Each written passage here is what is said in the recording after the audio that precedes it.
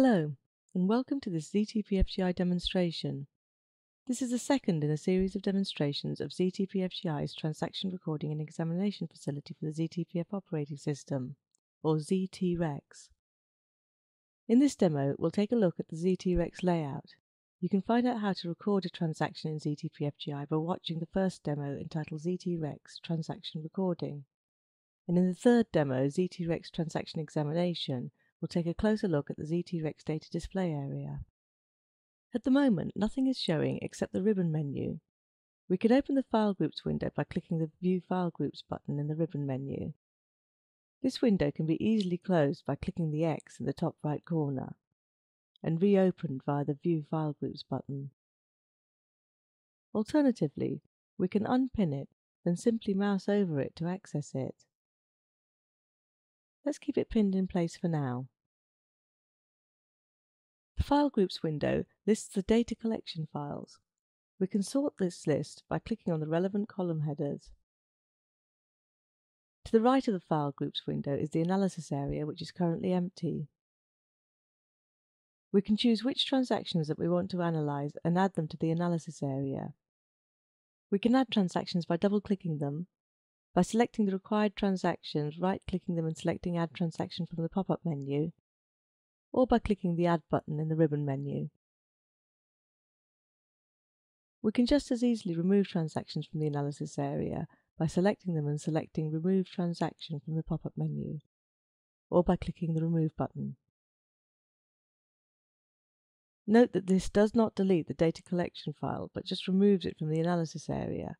If we want to delete a file itself, just select the files that we want to delete, then select Delete Selected Files from the pop-up menu. As this deletes the actual data collection itself, we're asked to confirm this before the files are actually deleted. We can also rename data collection files either via the pop-up menu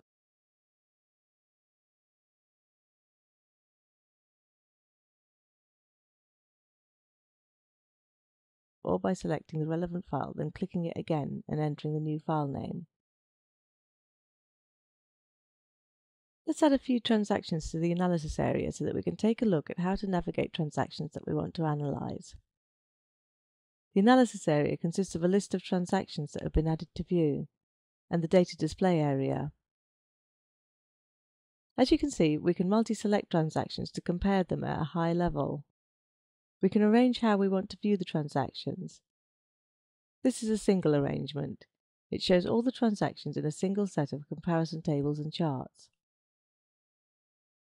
However, if we change to a tiled view, each transaction is shown in its own window. Tile vertical shows them tiled vertically, and tile horizontal shows them tiled horizontally. Let's return to the single arrangement. The Explore Files button opens Windows Explorer to the default location for zTREX data collection files, so we can manipulate them from within Windows Explorer. Note, however, that Windows Explorer is a part of the operating system, so any action taken there is outside of zTREX or zTPFGI. We can also drill down to view ECB level data and, if it was collected, program level data. We can multi-select at the ECB or program levels too. For example, if we need to compare specific programs at a specific ECB from this transaction with the same programs in another transaction, we can do so. The comparisons are shown in the data display area. Once we've selected the items that we want to compare, we can view them together. The data display area will show tables and graphs that compare the selected data. In the first demo, zTREX Transaction Recording, we looked at how we can record transaction data and at how we can select which levels to collect data at. Before moving on to the next demo, which will take a closer look at the data display area, let's take a quick look at the difference between transaction files that have collected different levels of data. These transaction files have different collection levels. Let's add them to the analysis area. This transaction contains summary level information only. Note that it contains ECB level data but no program level data and no instruction counts. This is because when collecting data in zTPFGI, we only switched on the summary level collection.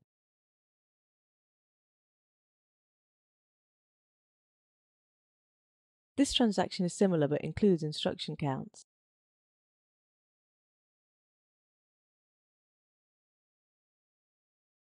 Similarly, this transaction contains program-level information only.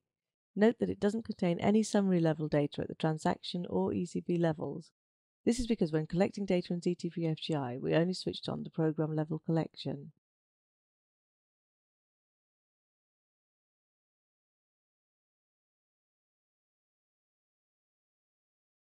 Again, this transaction is similar but includes instruction counts.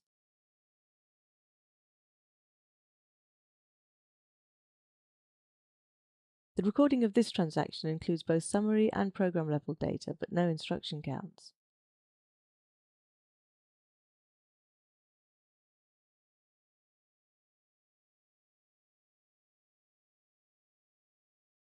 And this one was recorded with all three options switched on, so shows transaction, ECB and program data, including instruction counts.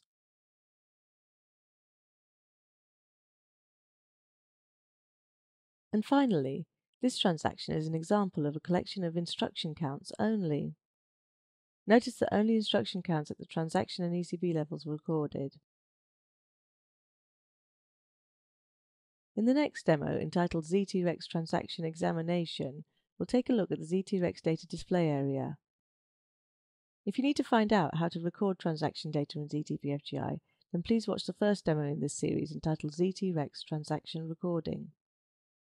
To find out more about the rest of the zTPFGI suite, please watch some of the other demos that are available, take a look at our brochure, or contact us for further information.